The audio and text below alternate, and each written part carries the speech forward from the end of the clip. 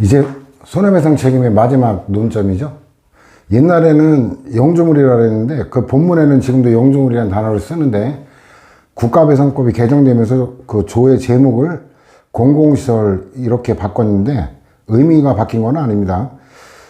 이주에 비해서는 조금 양이 적어요. 근데 비용 부담자 관련되는 게 이제 처음에 공부할 때 조금 까다로울 수 있다. 근데 그렇게까지 어려운 건 아니고.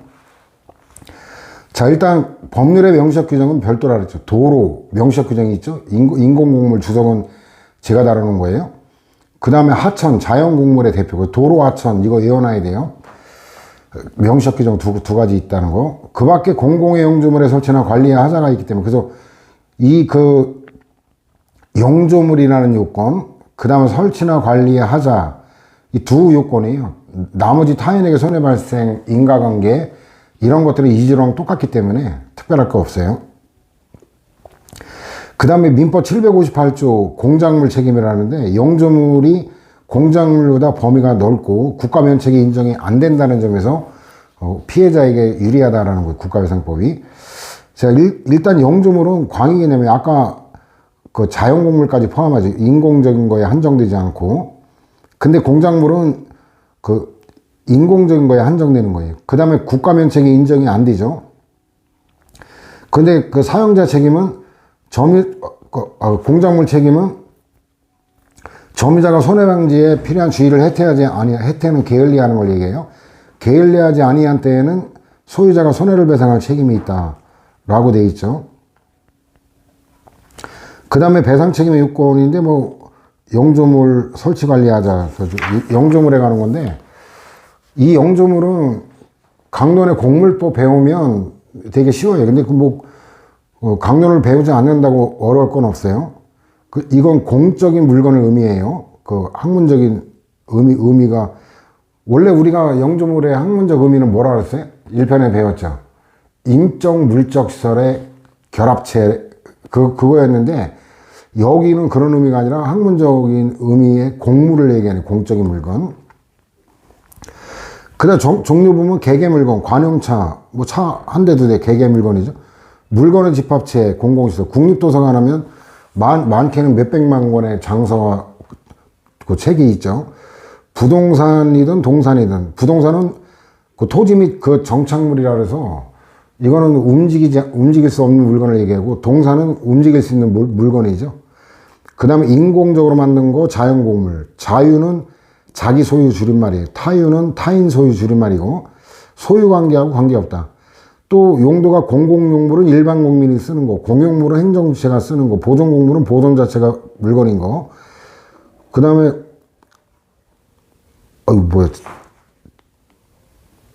그 자연곡물 포함, 이거는 중복됐네. 현금은 영주물에 해당하지 않는다는 거. 그 다음에 어떤 권리의 원천이 있어야 되는 게 아니라 사실상 관리도 포함한다는 거. 이것도 진짜 꽤 많이 됐던 거예요. 그래서 판례 보면은 공공의 영주물이라면 국가 또는 지방자치단체에 의해 특정 공공의 목적에 공여된 유체물 내지 물적 설비를 지칭하며, 특정 공공의 목적에 공여된 물이라 하면 일반 공중의 자유로운 사용에 직접적으로 제공되는 공공용물에 한하지 아니하고, 행정주체 자신의 사용에 제공되는 공용물도 포함하며, 국가나 지방자치단체가 소유권, 임차권, 그 밖의 권한에 의해 관리하고 있는 경우뿐만 아니라 사실상의 관리를 하고 있는 경우도 포함된다. 이게 지난해 서울시 7급에 출제가 됐는데, 아까 낮에 작업해가지고 블로그에다가 그 강의 자리 거기에 21년 지난해 서울시 7급 기출해서 달았고, 내일쯤에서 20년도 서울시 7급도 달 예정입니다. 왜냐면 그 블로그 서로 이웃 중에 한 친구가 그 서울시 7급 행정법 좀 해설 좀 부탁한다고 몇 번이나 그래가지고 이제 급한 거 끝나고 일단 그 작업을 해서 올려놨습니다. 참고하시기 바라고. 그 다음 소유하고는 관계없는데, 그 국가나 지방자치가 소유자가 아니라도 좋은데 얘가 관리 주체인 경우에 한정돼요. 왜냐면 그 이외의 거는 그 국가배상법이 아니라 민법이 적용된다 그랬죠. 그래서 주류적 판례가 공작물 책임을 다루는데, 그 그 다음에 이제 공적인 물건이기 때문에 일반 재산은 사법관계라 해서 사사로운 물건이죠. 그래서 직접 행정 목적에 제공된 공물이 아닌 일반 재산은 제외되는 거고, 그렇다고 손해배상 책임이 없어진다는 건 아닙니다. 국가배상법이 아니라 민법상 공작물 책임을 진다는 의미예요. 반면에 국가지방자치단체가 관리하지만 4인 소유, 타유공물, 이거는 국가배상법 5조가 적용된다. 그래서 관리주체에 따른 거지 소유 개념은 중요하지 않다. 영주물 인정사안에도 교통시설 이래가지고 뭐 철도, 도로, 육교, 뭐 지하차도, 교통신호기, 그 다음에 여의도 광장, 이런 식으로 이제 교통시설과 관련되는 걸 연상하면 외우기가 쉬워요. 그 다음에 군부대 병사, 이거 아까도 봤잖아요. 이건 공용물이죠. 공용물이면서 부동산. 공중변소, 이거 담벼락이 쓰러진 그건데, 뭐 사람이 다치지는 않았고, 이용을 안 하는 폐쇄된 거였기 때문에 다치지는 않았고, 그 다음에 하천 등 자연재해 관련된 제방하천, 저수지, 다목적댐, 그 다음에 그 태종대 유원지, 유명한 자살바위가 있죠. 요 자살 꽤 많이 하는 그 사건이고, 매학리 사격장은 주한미 공군 그 사격장이었는데 굉장히 시사적으로 떠들썩했었죠. 그 다음에 뭐 여기다는 안 해놨구나. 그 김포공항, 대구 비행장, 뭐 그 서산 비행장, 이 비행장 같은 경우도 여러 가지 사례가 있고, 부정사는 잡종재산인데 국유림, 그냥 단순한 국공유 이러면 일반 재산이라고 눈치채라 그랬죠. 그 다음에 또 이것도 강론의 지식, 배경 지식을 좀 알면 편한데, 이 공물의 성립 요건은 형체적 요소와 의사적 요소 두 가지를 요하거든요. 인공공물일 때는.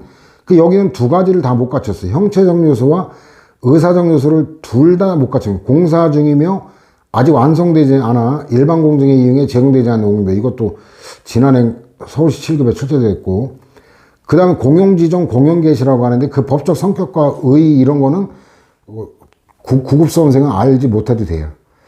다만 이제 의사적 요소가 필요한데 못 갖춘 경우, 그래서 이거는 그 사실상 국민의 통행에 제공되겠는 거지, 이걸 도로로 그 공적인 용도로 제공한다는 의사적 요소가 없는 거죠. 그 다음에 예정 공물은 말 그대로 공물로 예정된 거지, 아직 이거는 현재 공물은 아닌 거예요. 그래서 종합운동장 예정부지, 예정자가 나오니까 눈치챌 수 있죠. 그래서 이건 뭐 영주물에 가는 건 그렇게 어렵진 않죠. 설치나 관리하자가 이제 조금 이제 그 학설이 대립되고 하는데, 이것도 그렇게 뭐 썩 어렵지는 않아요. 자, 일단 설치 관리하자, 설치나 관리, 설치 및 이러면 간단하게 들리죠. 두 가지가 다 있어야 되면 너무나 엄격한 요건으로 국민에게 불리하죠. 둘 중에 하나만 있으면 되고, 설치는 그 말 그대로예요. 설치는 공사 만드는 거, 관리는 만든 다음에 이제 보존 유지하는 거, 그거거든요. 자, 그 영주물 관리에 의해가는 건데, 국가나 기타 행정주체가 영주물을 사실상 직접 지배하는 상태에 있음을 의미하므로, 군이나 기타 지방자치단체가 주민들이 왕래하는 사실상 도로에다 하수도나 포장공사를 위해 그 시멘트나 기타 공사비 일부를 보조한 사실만으로 도로를 점유 관리하고 있다고 할 수는 없다. 이것도 뭐 출제는 안 된 거로 기억하는데 독특한 논점이기 때문에 결론 알아둘 필요는 있을 거예요. 자, 객관설, 주관설인데 객관설이 국민에게 유리한 거예요. 왜냐면 누누이 얘기하지만 무과실 책임이 과실 책임보다 유리하다 그랬죠. 고의 또는 과실은 그 내면의 주관적인 심리 상태이기 때문에 이거를 증명한다는 게 쉽지가 않아요. 그래서 이거는 객관적 안전성 결여하면 어떤 뭐 과실, 관리 의무 위반 이런 건 고려하지 않는다는 거고, 그 통상적인 안전성 결여되면 그 국가배상청이 인정한다니까 피해자 국민에게 더 유리하다. 그러니까 설치나 관리하자라고만 돼 있고 고의 또는 과실이 없죠. 분명히 2조에는 고의 또는 과실이 있었는데 그 바로 밑으로 세계적으로 내려갔는데 고의 또는 과실을 명시하지 않는다는 얘기는 입법자가 실수로 빠졌다기보다는 의도적으로 요구하지 않겠다는 그런 의도라는 거로 해석을 하는 거죠. 과실 책임을 해석하게 되면 가해자인 국가의 입장만 중시하고 피해자인 국민의 입장은 경시하게 된다. 국민에게 불리하다 이런 얘기예요. 주관설은 의무위반설이라 그랬죠. 의무위반, 예견 가능성, 회피 가능성 이 말 나오면 주관설 표지예요. 주의무위반, 안전확보 의무위반 내지 사고 방지 의무위반 그 다음 과실 책임이라고 보는 거고 영조물의 하자가 아니라 설치나 관리라고 돼 있죠. 설치나 관리는 이거는 사람의 표지 아니냐. 영조물이 스스로 뭐 설치 관리하는 건 아니니까 어떤 사람의 주관적인 것과 연결되는 표지다라고 주장하는 거고 의무 위반으로 해석하여 귀책 사유와 연계하는 게 불법 행위의 통일적 해석을 위해 명확한 의미를 제공한다. 참 얼어 죽을. 아니 이 통일적으로 해석해서 얻을 수 있는 게 뭐예요? 오히려 그 결과는 국민에게 불리한 결과고 입법자가 의도적으로 이조와 달리 고의 또는 과실을 넣지 않았는데 이거는 입법자의 의사를 완전히 무시하는 법 해석이다. 저는 그렇게 봐요. 귀책 사유를 관리자의 객관화된 관리 의무 위반을 찾는 게 국가배상법 5조의 적용 범위를 합리적으로 제한하는 기능을 하게 된다. 아니 그 국민의 권리를 갖다 제한하는 데 중점을 둔 학설 이 제정신입니까 이게? 자 절충설은 양쪽 다 고려한다. 그러니까 가장 이거 범위가 넓어요. 하여튼 주관 객관 둘 중에 하나만 있으면 다 인정하자라는 거죠. 그 안개 이거 농무라고도 표현 짙을 농자 안개 무자 낙뢰 등의 자연현상으로 인해 도로상에서 사고가 발생한 경우 당해 도로가 통상 갖춰야 될 안전성을 갖추고 있었던 경우 이때는 그 객관설에 따르면 국가배상 책임이 인정이 안 되잖아요. 근데 관리자가 기상 상태에 관한 정보 등을 통보하는 등의 방법으로 적절한 사고 예방 조치를 취하지 않았다면 이런 경우도 인정할 수 있으니까 객관설보다 오히려 더 넓긴 넓어요. 그 다음에 수문관리자가 수문을 적시에 그 폐문하지 아니한 경우가 일수, 이 하천범람으로 마을을 잠기게 하는 건데, 이거는 과실범까지 처벌할 정도로 중대한 범죄예요. 통상 경미한 범죄는 과실범은 처벌하지 않거든요. 마을을 잠기게 해서 홀랑 재산 다 망치는 그런 거 형사처벌됩니다. 이거. 이는 인근 주민에게 피해가 발생한 경우 도로관리자가 우기의 산사태 등 도로 통행의 위험 사태를 적절하게 예측하지 못해 마땅히 해야 할 도로 통행 금지 조치를 태만히 한 경우 이런 경우 객관적인 거 하자 외에도 관리자 행위 책임의 위반도 하자로 인정하는 거고 위법 무과실 책임설이 이거는 소수설인데 민법 이거는 위법 유책인데 이거는 유책은 과실을 얘기하는 거예요. 고의 과실을. 근데 그와 달리 위법 무과실 책임으로 보자는 건데 영주물의 하자로 표현하지 않고 어쨌든 설치나 관리자가 들어가기 때문에 순수한 물적 상태 책임이 아니라 그 사람과 관련되는 행위 책임으로 보는 게 타당하다. 그 다음에 2조는 고의 또는 과실을 요건하는데 5조는 그게 없으니까 과실 책임으로 본다는 건 법의 명문 규정에 반한다. 그래야 논리적으로는 저 위법 무과실 책임설이 저는 타당하다고 생각하는데 판례는 객관적으로 해석하는 박균성 교수밖에 없어요. 이 변형된 객관설 내지 객관화된 주관설. 왜냐하면 객관설을 포기하지 않고 추가 저기 개념으로 가거든요. 근데 그 앞에는 이상하게 그 판례 해석을 잘못하는 교수들이 많던데 일단 객관설적 판례 이런 거 높은 난도예요. 이거 단순하게 인정됐냐 부정됐냐 하면 합급 난도인데 객관설적 판례인지 이거 따지면 좀 높은 난도인데 그래봐야 뭐 어렵지는 않아요. 자 여기 명시한 게 나오잖아요. 객관적 견지 해석은 안전성의 문제. 객관적 이 말 나오면 객관설이지 뭐 그죠? 그 다음에 또 음미할 게 출제가 많이 된 판례인데 재정사정이나 사용 목적에 의한 사정은 안전성을 요구하는 데 대한 정도 문제로서의 참작 사유에 해당한다라는 거예요. 참작조차 안 한다 이러면 틀려요. 그 다음에 도로결빙 사건도 이것도 마찬가지. 어떤 의무 위반이나 뭐 예견 가능성, 회피 가능성 이게 전혀 거론을 안 하고 그냥 그 객관적 상태대로만 판단하잖아요. 상수도관에 균열이 생겨 그 틈으로 새어나온 물이 도로 위까지 유출되어 노면이 결빙되었다. 그러면 객관적으로 안전한 도로가 아니죠. 근데 더 다른 걸 검토하지 않고 바로 하자가 있다. 이러니까 해석하기가 어려운 건 아닙니다. 다만 이제 높은 난도로 분류가 된다 뿐이죠. 주관 설적 판례인데 2-549에서 인용했죠. 제목만 보면 돼요. 그래서 뭐 여기 방호조치 의무, 의무자, 예견 가능성, 회피 가능성, 관리행위 이 말 나오면 주관설이에요. 뭐 어렵지도 않죠. 그 다음에 방호조치 의무에 관한 건데 이것도 좀 중복됐나?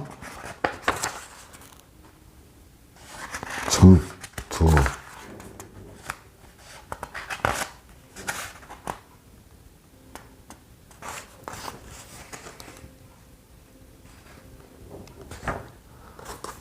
거의 뭐 판례 번호는 다른데 관련된 논점이 일단 한번 봅시다. 자연 영조물로서의 하천 중에 국토보전상 또는 국민경제상 중요한 하천으로 지정되는 국가하천의 관리에 있어서는 굉장히 유역이 광범위하죠. 그 다음에 흘러가는 물의 상황에 따른 하상의 가변성 등으로 인해 그 깊게 파인 데도 있고 아닌 데도 있고 그럴까요. 그 개울 바닥에 하상이라 그러죠. 한자로 그래서 하천 바닷가 하상에 그 암석이 그 단단한 재질일 때는 덜 파이겠고 그 중에 또 일부가 또 뭐 연약지반일 때는 푹 파이고 이런 걸 얘기하는 거죠. 그래서 애우려고 할 것도 없고 그냥 상식적인 거예요. 익사사고에 대비한 하천 자체 위험관리에는 일정한 한계가 있을 수밖에 없고 당연하죠. 그 넓은 데를 완벽하게 관리하는 건 불가능하죠. 국가하천 주변에 체육공원이 있어 다양한 이용객이 왕래하는 곳으로서 과거 동종 익사사고가 발생하고 또 주변 공공용물로부터 사고지점인 하천으로의 접근로가 그대로 존치되어 있기 때문에 이를 이용한 미성년자들이 하천에 들어가 물놀이를 할 수 있는 상황이라고 한다면 특별한 사정이 없는 한 그 사고지점인 하천으로의 접근을 막기 위해 방체, 이런 걸 조금 음미해야 돼요. 이런 사고 가능성이 굉장히 높은 데는 경고 표지판 소극적인 것 같고 안 돼요. 방책을 설치하는 등의 적극적 방호 조치를 취하지 아니한 채 하천 진입로 주변에 익사사고의 위험을 경고하는 표지판을 설치한 이것만 소극적인 이것만 갖고는 국가하천에서 성인에 비해 사리 분별력이 떨어지는 미성년자인 아이들의 익사사고를 방지하기 위해 관리 주체로서 사회통념상 일반적으로 요구되는 정도의 방호 조치 의무를 다했다고 할 수 없다. 근데 이제 그 황새바위 사건, 강원도 정선군에 그런 경우는 일반인들이 그렇게 출입할 가능성이 적은 거예요. 그게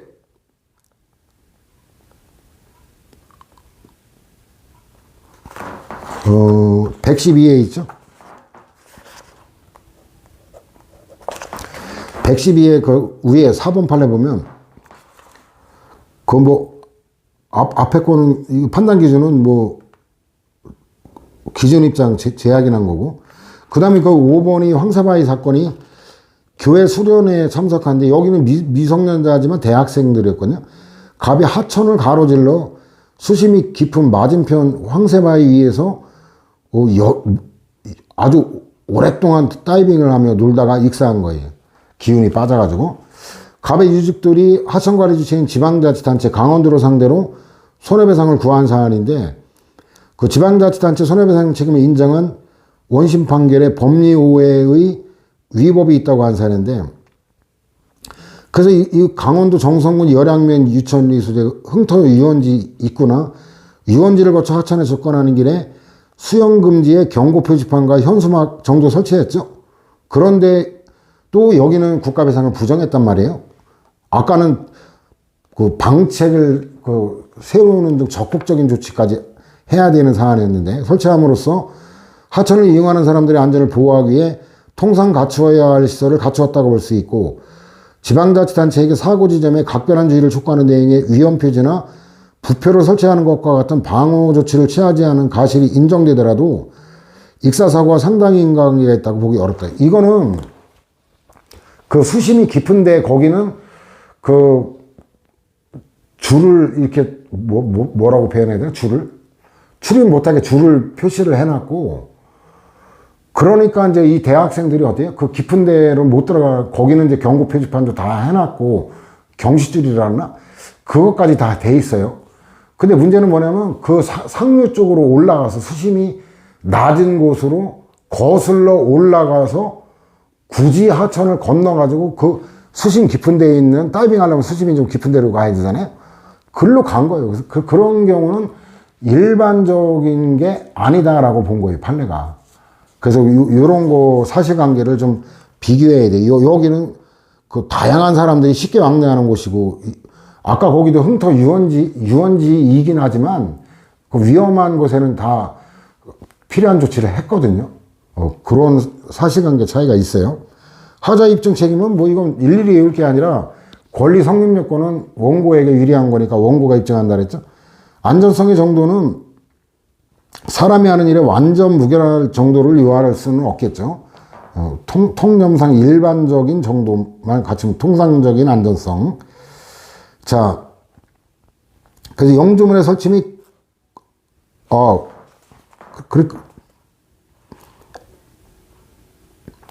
그게 주관설적 판례, 저걸 한번 읽어봤네.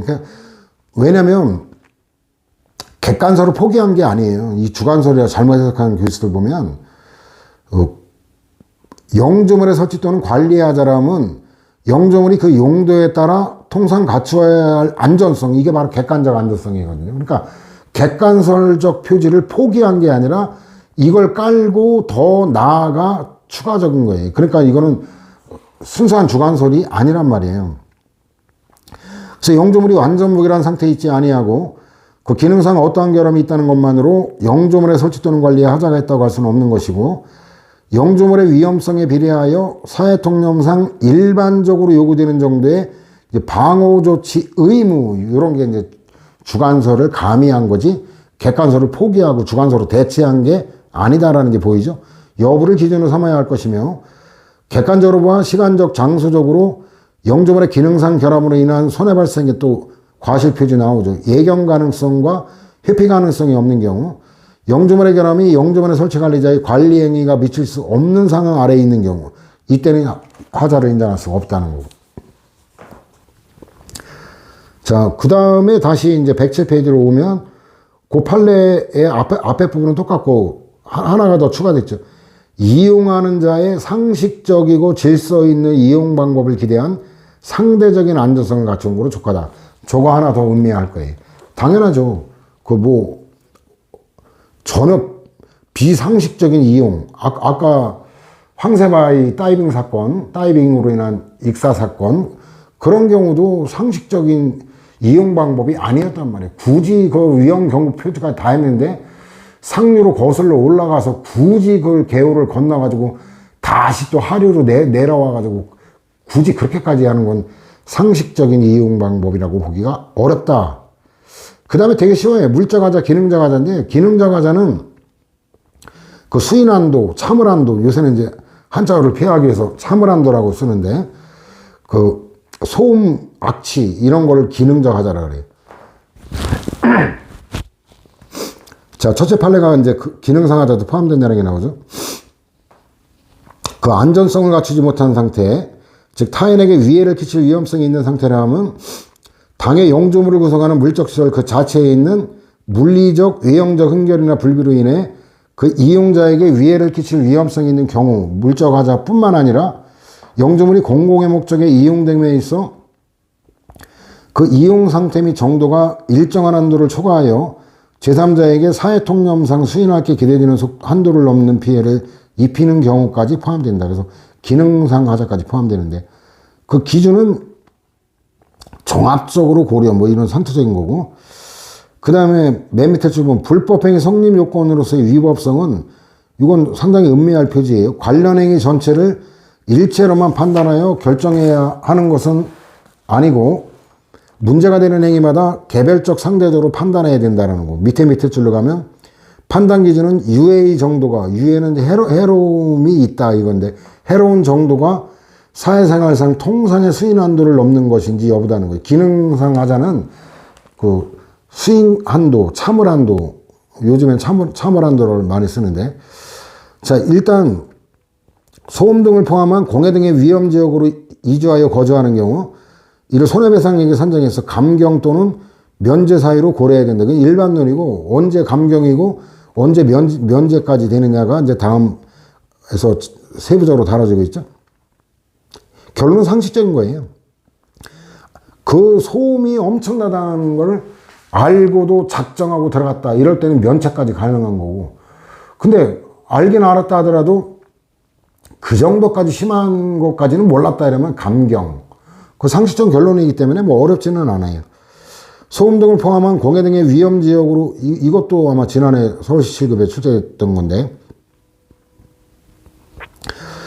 그 위험 지역으로 이주하여 들어가서 거주하는 경우와 같이 위험의 존재를 인식하면서 또 피해를 용납 그래 난 그 피해를 감수하겠다 용인하며 접근한 거로 볼 수 있는 경우 그 피해가 직접 생명이나 신체에 관련된 것이 아니라 정신적 고통이나 생활 방해 정도에 그치고 그 침해 행위의 고도의 공공성이 인정되는 때 이게 그 비행장 사건이 전투 비행장 같은 공공성 국가 안보와 관계되고 위험에 접근한 후 실제로 입은 피해 정도가 위험에 접근할 당시에 인식하고 있었던 위험의 정도를 초과하는 것이거나 위험에 접근한 후에 그 위험이 특별히 증대했다는 등의 특별한 사정이 없는 한 이때는 면책이에요. 책임을 면하는 거예요. 안 물어줘도 되는 거예요. 깎아주는 게 감경이고 특히 소음 등의 공해로 인한 법적 쟁성이 제기되거나 그 피해에 대한 보상이 실시되는 등 피해 지역임이 구체적으로 드러나고 이러한 사실이 그 지역에 널리 알려진 이후에 이주하여 오는 경우에는 위와 같은 위험에 접근했다는 가해자의 면책 여부를 보다 적극적으로 인정할 여지가 있다라는 거예요. 다만 일반인이 공해 등의 위험 지역으로 이주하여 거주하는 경우라더라도 위험에 접근할 당시에 그러한 위험이 존재하는 사실을 정확하게 알 수 없는 경우가 많고 그 밖에 위험에 접근하게 된 경위와 동기 등의 여러 가지 사정을 종합하여 위험의 존재를 인식하면서도 위험으로 인한 피해를 용인하면서 접근했다고 볼 수 없는 경우는 이때는 감액, 깎아주는 거예요. 이거는 과실상계에 준하여 감액 사유로 고려하는 게 상당히 일부라도 물어줘야지 면책까지 되지는 않는다. 이거 구별할 수 있죠. 요게 2010년 11월 25일이죠. 저 판례가 대구 비행장 사건인데 저게 이제 13번 판례하고 연결이 돼요. 자, 이제 저 대법원 판례가 났으니까 11월 25일 날 났으니까 이제 대대적으로 보도가 됐을 거 아니에요. 특히나 이제 대구 지역신문 당연히 뭐 자기 관련되는 거니까. 그러니까 이제 알만한 사람이 다 알게 됐다라는 거로 연결이 돼요. 대구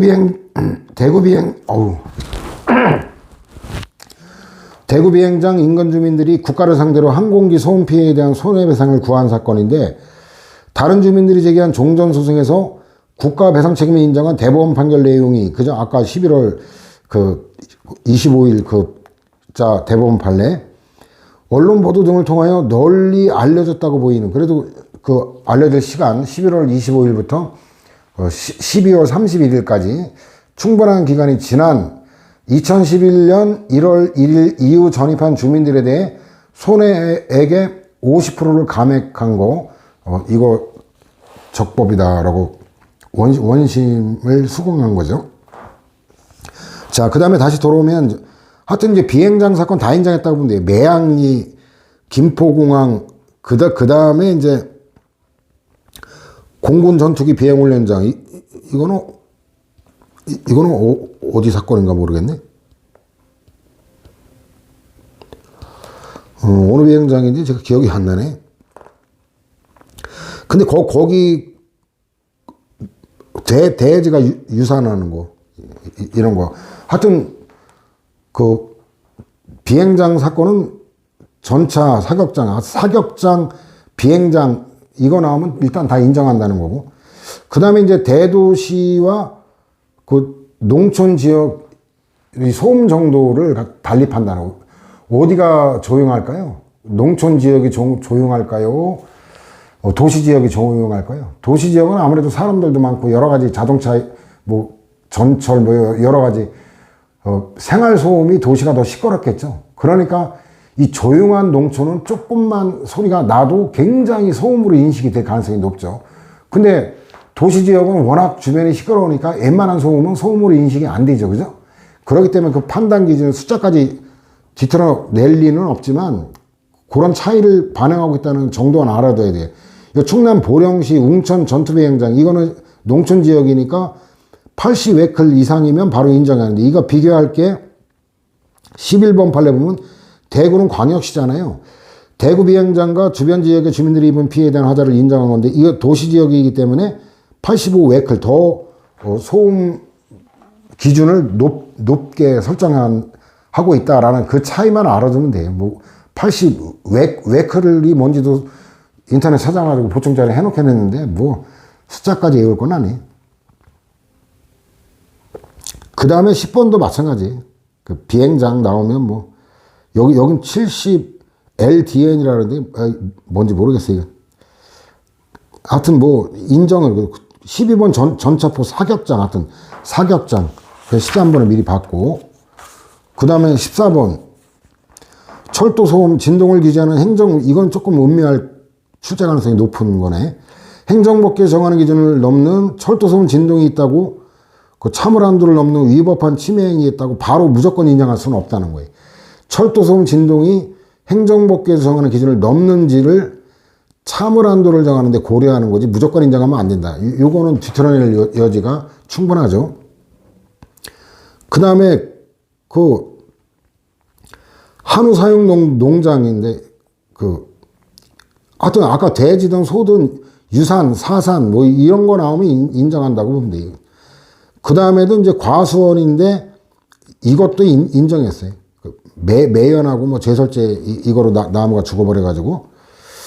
그 다음에 이제 성동구 관리공단 사건인데, 여기 그 사실관계 보면 5살짜리였나? 몇 살이? 만 6세였구나. 만 6세면 초등학교 1학년이니까 초등학교 들어가기 전에 나이인데, 여기가 그 어린이용 수영장하고 성인용 깊은데 수영장을 그 벽으로 차단한 게 아니라 그 위에다가 줄만 이렇게 해놓으면 그 밑으로 쏙 빠지면 이쪽으로 흘러가게 돼 있죠. 그래가지고 죽지는 않았는데 거의 뭐 안타까운 그 사지 마비 뭐 이렇게 된 사건인데, 이건 밑에 네 번째 줄 보면 핵심을 보면 을에 대한 보호감독 의무를 부담하는 병 등의 주의 의무 위반이, 그 부모가 애를 놓친 거예요. 그 관리 감독을 제대로 못한 거예요. 주의 의무 위반이, 이 병이 엄마예요, 엄마.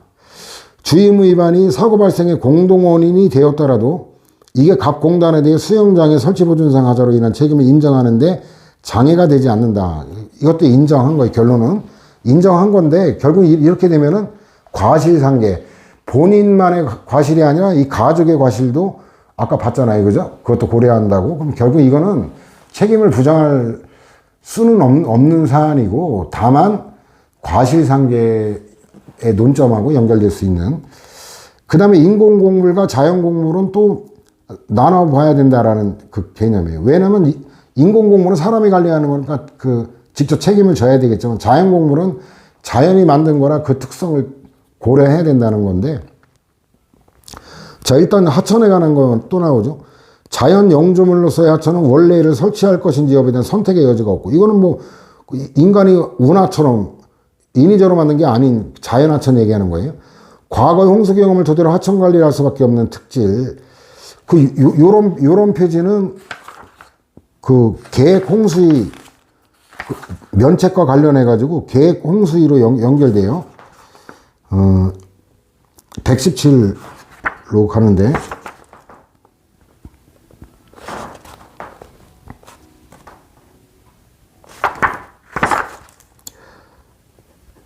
그 맨 위에 보면은 그 과거의 강우량 통계를 50년 이거 한 거는 불강력 부정됐고, 중랑천 여기는 600에서 1000년 빈도였기 때문에 여기는 인정했고, 그래도 과거의 경험을 통해서 이렇게 50년 빈도에 대비할 거냐, 그거에 그래서 판례는 그 일반적으로 이제 100년 기준이에요, 100년 기준. 그래가지고 50년은 너무 짧았다라고 하는, 그게 117하고 연결되는 거예요.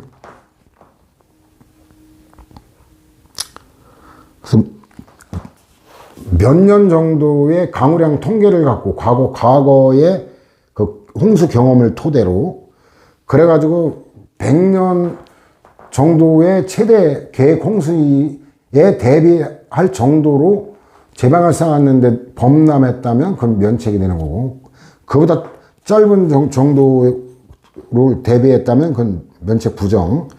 하천의 개수 작업을 완성함에 있어서는 막대한 예산을 필요로 하고, 이 막대한 예산, 천문학적 이 말 나오면 면책 표지예요. 대규모 공사가 되어 이를 완공하는데 장기간이 소요되고, 하천의 관리청이 관계 규정에 따라 설정한 계획 홍수위는 홍수시의 그 수위를 얘기하는 거죠. 변경시켜야 할 상황이 생기는 등 특별한 사정이 없는 한 이미 존재하는 하천의 제방이 계획 홍수위를 넘고 있다면 그 하천의 용도에 따라 통상 갖춰야 할 안전성을 갖추고 있다고 보아야 하고, 그와 같은 하천이 그 외 새로운 하천시설을 설치할 때 기준으로 삼기에 제정한 하천시설 기준이 정한 여유 높이를 확보하지 못하고 있다는 사정만으로 바로 안전성이 결여된 하자가 있다고 볼 수는 없다. 판단 기준에 가는 건데, 뭐 이건 일반론이라 여러분들 읽어보면 될 거고. 그 다음 관리청이 하천법 등 관련 규정에 책정한 하천정비 기본계획 등에 따라 개수를 완료한 하천이 기본계획 등에서 정한 계획 홍수량 등을 충족하여 관리되고 있는 경우, 이때는 상식적으로 봐도 관리를 제대로 한 거잖아요. 어쨌든 계획적으로 원칙적으로 안전성을 인정할 수 있다. 이것도 뭐 상식적인 결론이겠고, 그 다음에 네 번째 판례는 106페이지에서 인용했던 거죠. 그다음 5번까지 받고, 이제 도로 인공곡물이죠. 그래서 뭐 또 종합적으로 고려, 뭐 이건 상투적인 거니까 뭐 외우려고 할 거 없고, 그 다음에 이것도 이제 출제가 좀 됐던 판례인데, 도로 설치 후 제3자 행위에 의해 본래 목적인 통행상의 안전에 결함이 발생한 경우에는 도로에 그와 같은 결함이 있다는 것만으로 성급하게 도로의 보존상 하자를 인정해서는 안 되고, 왜냐면 그 하나하나 따져봐야죠. 이게 안전관리, 설치관리의 하자가 몇 프로 기여를 했고, 제3자 행위가 몇 프로 기여를 했고, 이걸 따져서 판단하는 거지, 무조건 인정해서도 안 되고, 무조건 부정해서도 안 된다는 거예요. 종합적으로 좀 이따 볼 건데, 재반 사정을 종합하여 그와 같은 결함을 제거하여 원상으로 복구할 수 있는데도 방치한 것인지, 이 방치라는 것도 주관설적 표지죠. 여부를 개별적 구체적으로 심리하여 하자 유무를 판단해야 된다. 그래서 편도 2차선 도로의 1차선상에 교통사고의 원인이 될 수 있는 크기의 돌멩이가 방치되어 있는 경우 도로점유관리자가, 이거 당연하죠. 교통사고의 원인이 될 수 있는 크기의 돌멩이고 방치라는 게 뭐 관리를 제대로 안 했다는 용어니까 어때 하자 인정 당연하죠. 근데 저거하고 미리 찾아볼 걸 그랬나?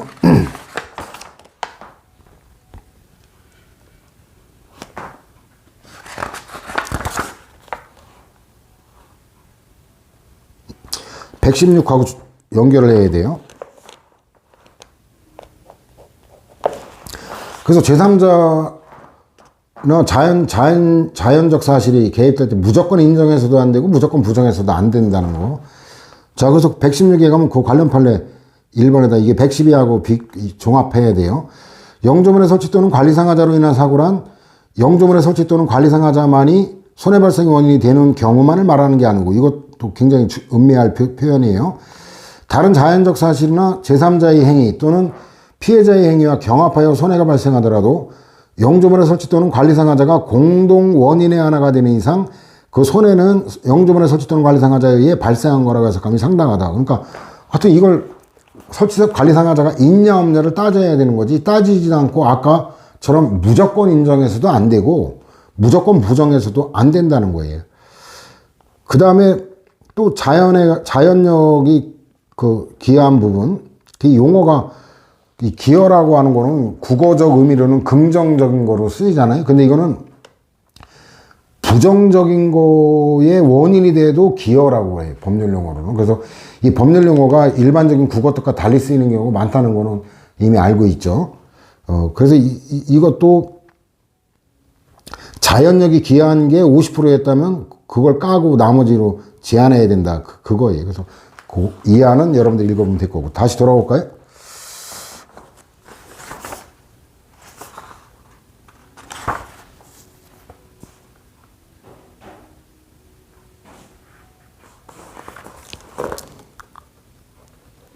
자, 113페이지 보면 강설, 고속도로의 강설.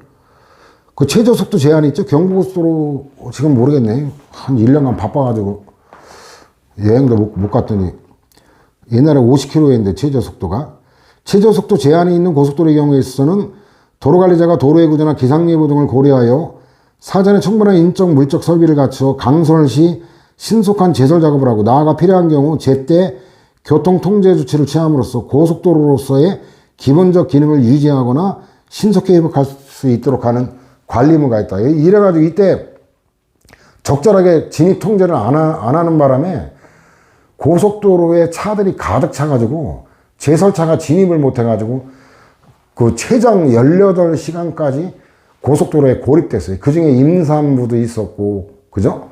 노인분도 또 어린애들도 있고, 그 굉장히 고생을 많이 했죠. 그 다음에 이제 손해배상 책임을 면하기 위한 거는 불가항력, 좀 이따 면책사에 볼 거니까.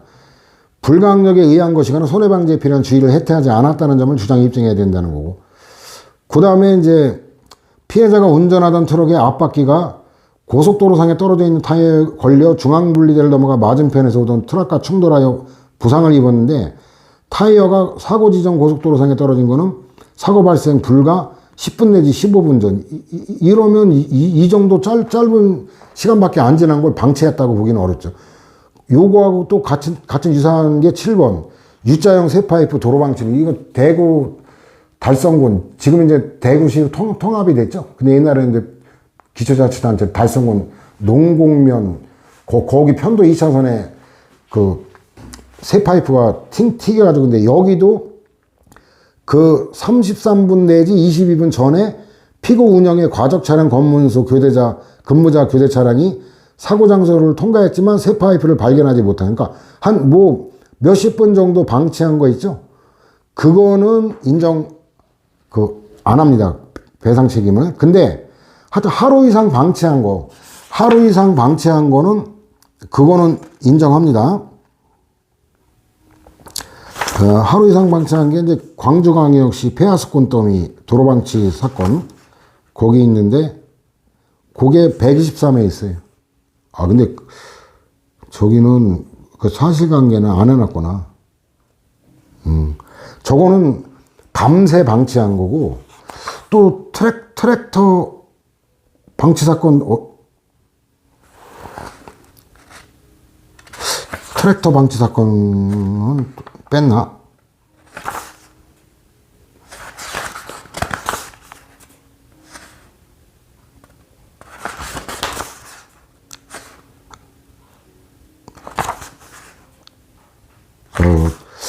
트랙터 방치 사건은 뺀 모양이네. 하여튼 하루 이상 방치한 거는 그거는 국가배상 책임 인정. 몇십 분 정도는 부정. 이렇게 유형화시키면 돼요. 상식적으로도 그 해석할 수 있는 거고. 그 다음에 6번 다시 돌아와요. 여의도 광장 광란의 살인질주 사건인데 이거 뭐 참 안타까운 사건이죠. 부모가 이혼하고 외할머니 아마 손에서 자랐는데 지적 능력도 조금 떨어지고. 근데 이제 그 도시락을 싸갖고 부모님과 함께 당신은 광장이었거든요. 거기 롤러스케이트 타고 자전거도 타고 막 그러는데 그 사건 이후에 이제 공원으로 이렇게 바꿔놨는데 그 모습에 순간 너무나 질투가 났다는 거예요. 그래가지고 차로 그냥 닥치는 대로 애들을 갖다가 부닥쳐가지고 다치게 한 사건인데 참. 손주를 잃은 할머니가 독실한 카톨릭 신도였는데 청와대하고 법무부 장관에게 탄원까지 했어요. 이 사회를, 이 범인을 따뜻하게 품지 못한 이 사회에도 그 책임이 있기 때문에 극형만은 면하게 해달라고, 사형만은 막아달라고 했는, 그렇게 했던 참 가슴 아픈 사건이에요. 예, 그래가지고 이건 관리는 제대로 못했던 거예요. 차량 진입으로 인한 인신사고 당시에는 차도와의 경계선 일부에만 이동식 세기둥 해봐야 뭐 이거 뭐 차로 밀어버리면 그냥 아무 의미가 없죠.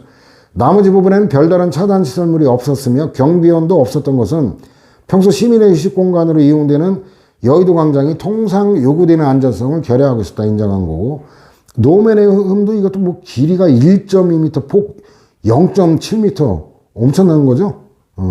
이거 인정. 급경사 내리막 커브길에 안전 방호벽을 설치하지 않은 거, 이것도 인정. 안전 방호벽 어때요?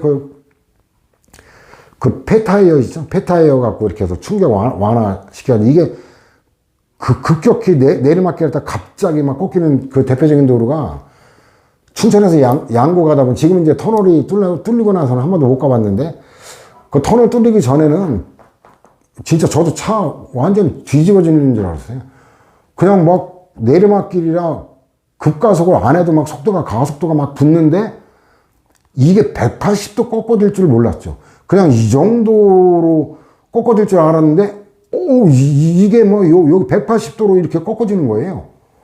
그래가지고 막 핸들을 막 최대한 꺾었더니 이 차가 뒤집어지는 줄 알았어요. 차가 막 들려가지고 저 밑에는 소양호 낭떠러지. 진짜 아주 낮에 엽기망정이지. 거기 밤이었으면 뒤질 수도 있었는데, 그런 거 거기 보면은 이렇게 꺾어지기 전에 여기 직선 구간으로 오르막이 이렇게 돼 있고, 거기에다가 폐타이어로 이렇게 방호벽을 만들었어요. 그래서 충격을 완화시켜서 차를 정지하고 떨어지지 않게. 자, 그거는 뭐 최소한의 상적 조치도 안 했다는 거고. 그 다음에 비상식적 이동이, 아까 비상식적 이용 방법, 이거 고려요소라고 그랬잖아요. 관광버스를 타고 가다가 고속도로 비상주차대에서 하차한 갑이 도로를 따라 설치된 방음벽과 가드레일 사이에 있는 30cm 정도의 틈을 통해 빠져나가 고속도로 옆 경사면을 내려가던 중에, 이제 밤이라 깜깜하니까 잘 안 보였겠죠? 미끄러지면서 옹벽 및 도로에 추락 사망한 사건이에요. 근데 이거는 어때요? 하자 부정한 거예요. 저거는 비상식적인 그 이용 방법까지 대비하라고 요구할 수는 없다라는 거고. 그 다음에 또 갑이 차량을 운전하여 지방도 편도 1차로를 진행하던 중 커브길에서 중앙선 침범하여 반대편 도로까지 벗어나서 도로 옆 계곡으로 떨어진 거. 이것도 비상식적 이용이다. 뭐 그런 논리로 접근하면 될 거예요. 그 다음 교통신호기에 가는 건데, 여기는 좀 외우지 않으면 논리적으로 헷갈리는 판례들이 좀 있어요. 신호기 고장이 천재지변인 낙뢰로 인한 거고, 그 다음에 몇만 개 신호기가 있는 서울시에서 이 신호기를, 고장난 신호기를 바로 찾지 못해가지고 고장 수리가 지연되었을 뿐 임의로 방치한 게 아닌데도 인정. 이런 거 안 이우고 나서 맞추면 참 돗자리 어디 까는 게 나아요. 이건 논리적으로 좀, 그거 어쩌란 말이냐? 거의 불가항력 수준인데, 저런 거 외워야 될 거고. 그 다음 편도 4차선의 간선도로를 따라오다가 편도 1차선의 지선도로가 좌측에서 합류하는 상거리 교차로를 지나 우측으로 굽은 간선도로를 따라 계속 진행하는 차량에 대해 신호기가 우측 화살표 신호가 아닌 직진 신호를 표시했죠. 오작동했죠. 근데 하자가 있다고 할 수 없다. 이것도 되게 헷갈리는 판례죠. 이것도 외워두는 게 좋겠고.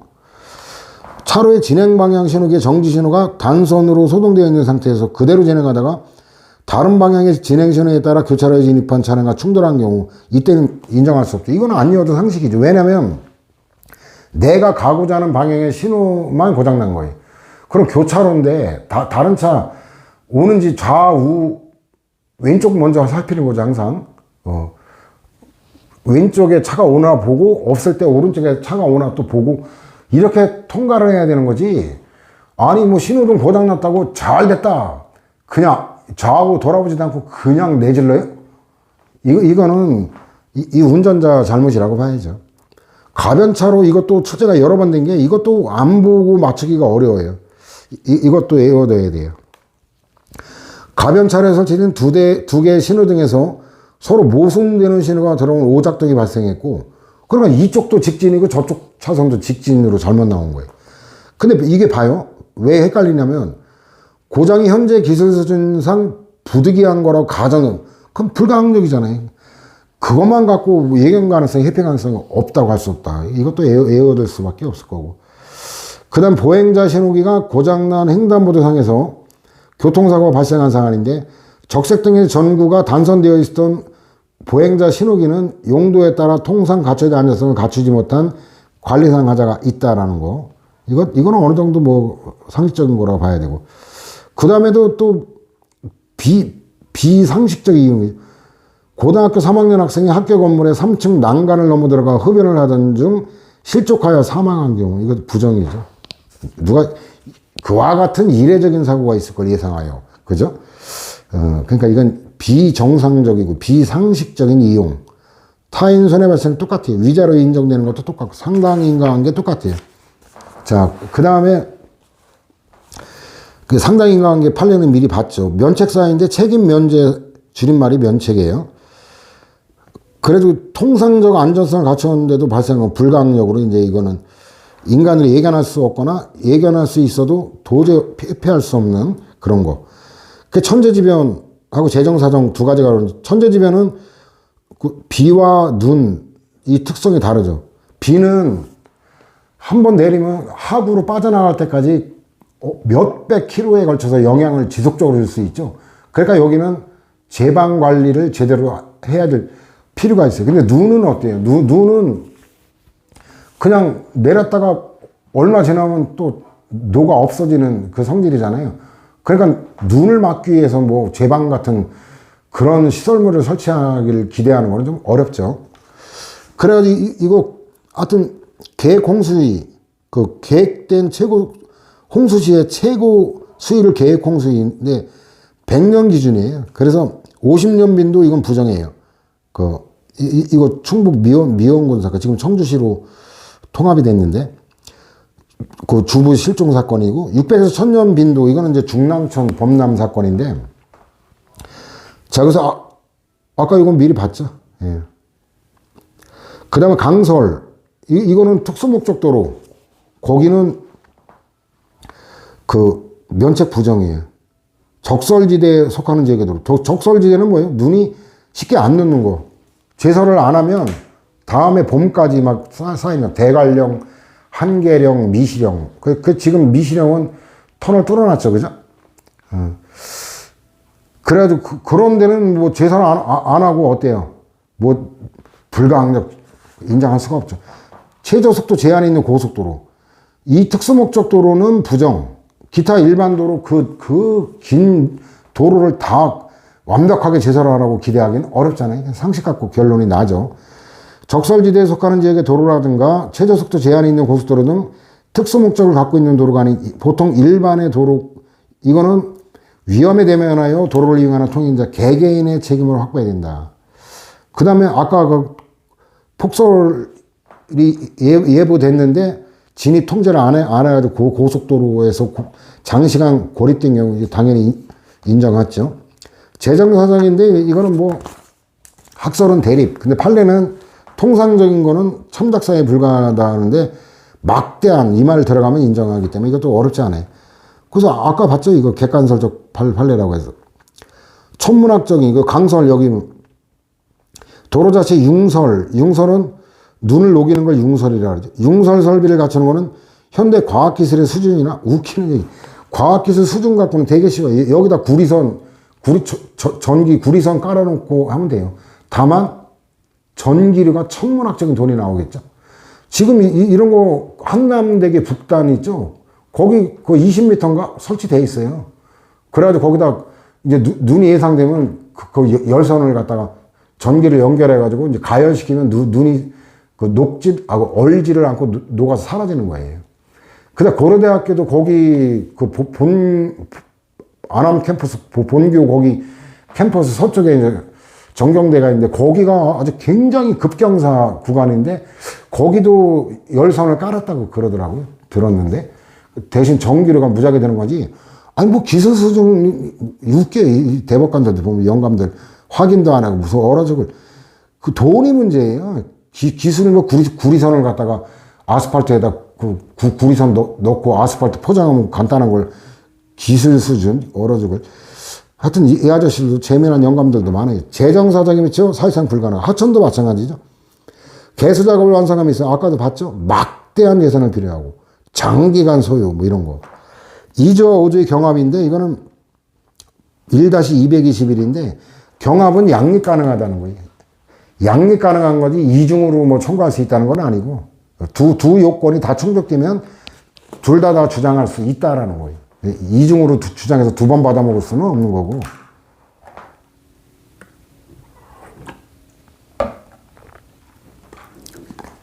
그 다음에 이제 배상 책임자 문제인데 이것도 일반론은 같아요. 근데 여기는 이제 그 판례 보면은 이게 조금 어려운 논점이 이제 시작되는 건데, 자, 국토해양부 장관이 하천, 이 장선천인데 공사를 그럼 공사 대행할 때 이때 이제 국토해양부 장관이 관리청이 되는 거고, 그러면 얘가 속한 국가가 그 사무관리 주체이자 얘가 실질적 형식적 비용 부담자가 돼. 근데 지금은 못 알아둬도 상관없어요. 좀 다 종합 정리할 거니까. 요렇게 되는데 공사 대행에 관한 사무만 그렇고, 근데 일반적인 이 하천 관리 사무는 위임이 됐기 때문에 지방자치단체 장에게, 그러니까 지방자치단체도 사무관리 주체 실질적 형식적 비용 부담, 이게 중첩된 사건이에요. 이런 경우는 다 배상 책임자가 돼. 이런 경우 피고 대한민국은 장성천의 점유 및 관리자로 5조로서 책임뿐만 아니라 6조에 따른 6조 1항에 따른 비용 부담자로서도 배상 책임 진다라는 거예요. 그 다음에 그렇다면 그 완주군은 빠지냐? 걔도 안 빠진다는 거예요. 둘 다 중첩적인 거예요. 자, 이 하천관리청에 속한 지방자치단체도 국가와 함께 관리자로서 손해배상 책임 부담. 그러니까 5조 1항에 따른 책임을 국가와 지방자치단체가 중첩적으로 지는 사건인데, 이거는 123페이지 광주광역시 폐아스콘 더미 도로방치로 인한 사망사건 123의 그 관련 판에 1번 119라고 쓰고, 요거 할 때 종합정리할 거예요. 이건 특수한 사안이에요. 중첩적 책임을 지는 특수한 사안이고, 그 다음에 국가배상권 6조 1항이 이제 비용부담자에 관한 건데, 국가나 지방자치단체가 손해를 배상할 책임이 있는 경우에 공무원의 선임감독 또는 그 영주변의 설치관리 비용을 부담하는 자가 동일하지 아니하면, 이런 경우가 이제 위임 사무일 때 이게 달라져요. 비용을 부담하는 자도 추가적인 거죠. 손해를 배상하는데, 그러면 뭐가 추가되냐면 5조 1항에 따른 사무관리 주체 배상 책임이 이미 확정되어 있는 거고, 더 나아가 6조 1항에 따라 비용 부담자도 배상 책임이 있다라는 거예요. 그래서 피해자의 선택적 청구를 인정하고, 사무관리 주체에게 청구하든 사무관리 주체는 아니지만 비용 부담자에게 청구하든, 따라서 영주변의 설치 관리를 맡은 자와 영주변의 설치 관리 비용을 부담하는 자가 다른 경우 피해자는 어느 쪽에 대하여도 선택적으로 손해배상을 청구할 수 있다. 그 다음에 2항에서는 이제 내부적인 구상 문제예요. 1항의 경우에 손해를 배상한 자는 내부 관계에서 그 손해를 배상할 책임이 있는 자, 최종적 배상 책임자에게 구상할 수 있다. 문장이 굉장히 복잡하게 되어 있죠. 그래서 이제 도표로 정리를 해놨는데, 국가배상권 2조는 사무관리 주체 선임감독자의 배상 책임 규정이에요. 5조 1항은 사무관리 주체인데 영조물 설치 또는 관리자, 6조 1항은 비용 부담자의 대외적 피해자에 대한 관계에서 배상 책임 추가적 그 규정이고, 이제 피해자는 배상이 끝난 다음에 내부 관계에서 최종적 배상 책임자가 누구냐가 6조 이항의 문제죠. 그래서 이 다른 경우 위임사무라 그랬죠. 그래서 기관위임사무는 사무가 넘어가지 않아요. 그 권한만 넘어가는 거지 사무가 넘어가질 않아요. 그러니까 위임기관에 속하는 국가나 상급지방자치단체. 단체위임사무는 단체로 넘어가니까 이건 지방자치단체가 사무관리 주체죠. 국가사무를 시장의 기관이 임한 경우는 여전히 국가가 사무관리 주체죠. 이건 되게 쉬워요. 그 다음 반대로 이 안산시 사건인데 아니구나. 이건 대전시 사건이었구나. 지방자치단체 사무를 국가기관 그 경찰청장에게 지방경찰청장 기관이 임한 경우도 역시 국가로 안 넘어가니까 지방자치단체가 사무관리 주체가 되는 거예요. 요건 되게 쉬워요. 근데 여기 이 판례에는 국가도 이게 어려운 난도로 5조의 사무관리 주체 배상 책임자는 대전광역시예요. 그 다음에 교통신호기를 관리하는 지방경찰청장 산하 경찰관들에 대한 봉급을 부담하는 국가, 얘는 5조 1항 이러면 틀려요. 2조 또는 5조 하면 틀리고 얘는 사무관리 주체가 아니기 때문에 2조 5조 책임은 안 지고 6조 1항에 따른 비용 부담자로서의 책임만 인정되는 거예요. 요런 게 나눠서 출제됐거든요. 비용 부담자는 인건비만 말하지 않아요. 봉급급여, 그 밖의 비용 또는 영주민의 설치관리 비용 부담하는 자. 판례도 마찬가지고 인건비만을 가리키는 게 아니다. 법률 그대로고. 실질적 비용 부담자는 말 그대로 진짜 돈을 내는 거고, 형식적 비용 부담자는 이거는 남의 돈 받아다가 그냥 지출만 하는 걸 얘기해요. 근데 내가 내 돈으로 내면 실질적 비용 부담자와 형식 비용 부담자가 일치하지만 다른 애한테 돈 받아서 내가 대신 지출하면 이게 나눠지는 이런 문제가 생기죠. 지방자치단체는 자치사무 수행에 필요한 경비와 위임된 사무에 필요한 경비를 지출할 의무를 진다. 다만 국가사무나 지방자치단체 사무를 위임할 때에는 그 위임한 국가나 지방자치단체에서 경비를 부담하는데 이게 실질적 비용 부담자고, 국가가 스스로 행해야 될 사무를 지방자치단체, 이게 단체임 사무죠. 이런 사무관리 주체가 넘어가는 거고, 또는 기관의 위임, 이게 기관임 사무는 사무주체가 넘어가질 않죠. 수행하는 경우에 소요되는 경비는 국가가 전부를 당해 지방자치단체에 교부해야 된다. 근데 도로법의 특칙이 있죠. 이것도 알아둬야 돼요. 판례하고 연결되니까. 도로법에는 도로관리청에 속하는 지방자치단체가 실질적 비용 부담자라는 특별 규정이 있어요. 그 도로에 관한 비용은 이 법 또는 다른 법률에 특별한 규정이 있는 경우 외에는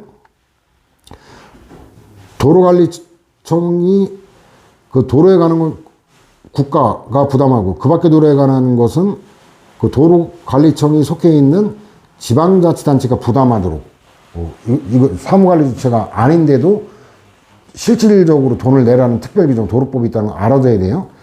형적 비용 부담자는 이건 대외적으로 경비를 지출하는 자예요. 자기 돈으로 지출하면 실질적 형적 비용 부담자가 일치할 거고, 남의 돈으로 하면 이게 달라지는 문제가 생기죠. 그래서 보면은 국가사무를 서울특별시장, 서울특별시가 아니라 이때는 사무관리 주체가 안 넘어가죠. 국가가 되는 거고, 실질적 비용 부담자도 사무관리 주체인 국가가 부담하는데 이 돈 받아다가 형식적으로 지출하는 서울특별시가 형식적 비용 부담자가 돼요. 단체임 사무는 서울특별시로 넘어가니까 사무관리 주체가 바뀌어버리죠. 나머지는 똑같고. 이게 도로법의 특칙이죠. 서울특별시장에게 위임했는데 사무관리 주체는 안 넘어가는 건 똑같은데 실질적 비용 부담자가 서울특별시가 돼버려요. 그래서 요 도표를 잘 이해를 해야 돼요, 여러분들이. 자, 비용 부담자의 범위는 형적 비용 부담자만, 실질적 비용 부담자만, 양쪽 다 선택적 청구를 인정하는, 이게 다설이자 판례예요. 그래서 일단 형적 비용 부담자 인정한 판례 보면은 지방재정법에 따라 지방자치단체장이 기간이 임진 국가행정사무를 처리하는 경우 소요되는 경비의 실질적 궁극적 부담자는 국가라고 하더라도 실질적 비용 부담자, 당해 지방자치단체는 국가로부터 내부적으로 교부된 금원으로 그 사무에 필요한 경비를 대외적으로 지출하는 자, 형적 비용 부담자죠. 자, 이때 지방자치단체는 6조 1항 소정의 비용 부담자로서 배상 책임이 있다. 일단 형적 비용 부담자 인정했죠. 그 다음에 여의도 광장 광란의 살인질주 사건, 저기에서는 실질적 비용 부담자도 포함했죠. 이 도로법 특칙이 있어요.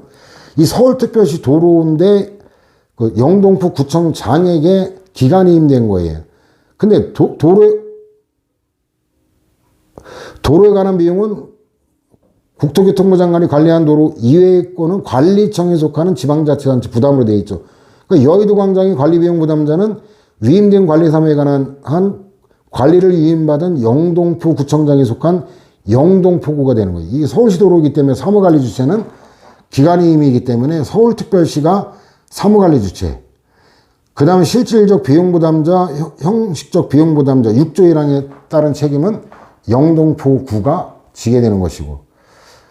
자, 그 다음에 이제 구상권에 가는 건데, 관리자설이 통설이에요. 진짜 주인이 최종적으로 물어내는 게 상식 아니냐. 논리적으로 이게 타당하죠.